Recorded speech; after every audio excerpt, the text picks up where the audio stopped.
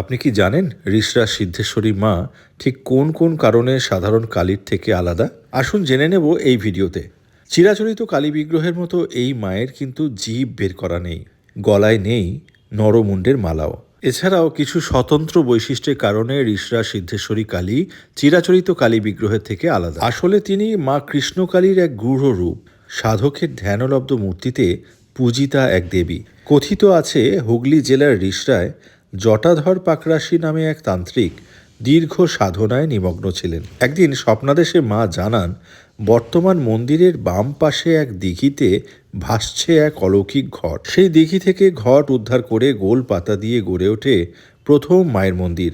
স্বপ্নাদেশ মেনেই তৈরি হয় মায়ের কৃষ্ণবর্ণ দ্বিভুজা মূর্তি আর শুরু হয় নিত্য পুজো। আজও বিশ্বাস নিষ্ঠা ভরে ডাকলে সিদ্ধেশ্বরী মা ভক্তের ডাকে সাড়া দেন। ভিডিওটি শেয়ার করুন প্রিয় মানুষের সাথে। মায়ের আশীর্বাদ পৌঁছে যাক সবার কাছে।